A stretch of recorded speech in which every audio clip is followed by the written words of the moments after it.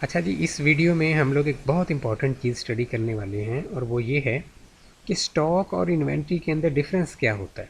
ठीक है, तो थोड़ा सा पहले देखते हैं ओवरव्यू के स्टॉक क्या होता है।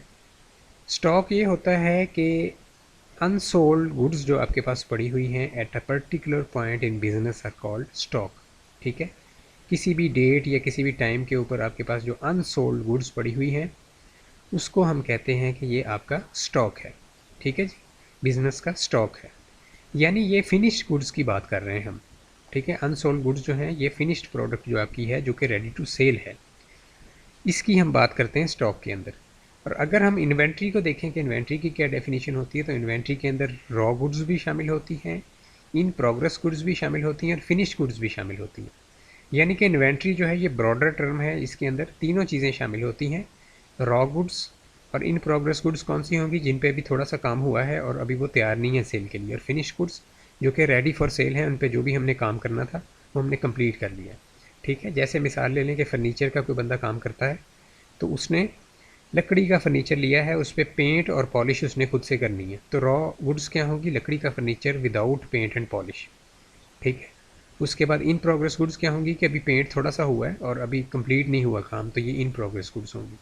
फिनिश गुड्स क्या होगी इस केस में, कि जो भी पेंट पॉलिश होकर फर्नीचर रेडी फॉर सेल है उसको हम कहेंगे कि ये जी फिनिश गुड्स हैं। तो इन तीनों चीज़ों को जब जमा करेंगे तो फिर टोटल जो बनेगा वो इन्वेंट्री कहलाएगी।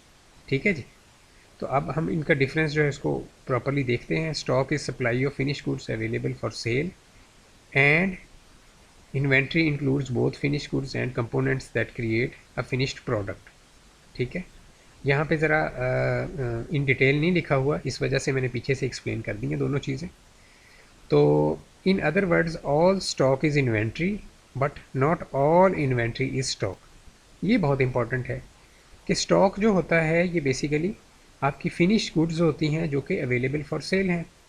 तो सारा जो स्टॉक है उसको वो इन्वेंट्री के अंदर शामिल होता है, बट सारी जो इन्वेंट्री होती है वो स्टॉक के अंदर शामिल नहीं होती, क्योंकि इन्वेंट्री के अंदर, दोबारा मैं पीछे जाऊंगा, इन प्रोग्रेस गुड्स भी शामिल होती हैं और रॉ गुड्स भी शामिल होती हैं। जो फिनिश गुड्स हैं इनको हम स्टॉक कह सकते हैं इन्वेंट्री के अंदर। ठीक है, इन्वेंट्री के अंदर जो भी फिनिश गुड्स हैं इनको हम क्या बोलते हैं, स्टॉक।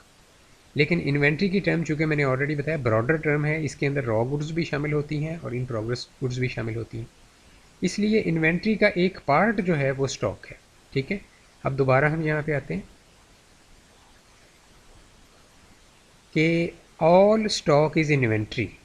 ठीक है, सारा स्टॉक जो है वो इन्वेंट्री ही होता है, but not all inventory is stock. तमाम इन्वेंट्री जो है वो स्टॉक नहीं होती, क्योंकि इन्वेंट्री ब्रॉडर टर्म है, स्टॉक एक छोटी टर्म है। स्टॉक जो होती है वो सिर्फ फिनिश गुड्स की बात होती है। इन्वेंट्री के अंदर तीन चीज़ें शामिल होती हैं, रॉ गुड्स होती हैं, वर्क इन प्रोसेस गुड्स होती हैं और फिनिश गुड्स होती हैं। ठीक है, तो सिर्फ जो फिनिश गुड्स हैं उनको क्या हम बोलते हैं, स्टॉक। तो ये आई होप आपको समझ आ गई होगी कि क्या मैंने एक्सप्लेन करने की कोशिश की है। अगर आपको कोई प्रॉब्लम होता है समझने में तो दोबारा स्टार्ट से एक दफ़ा वीडियो को देख लें।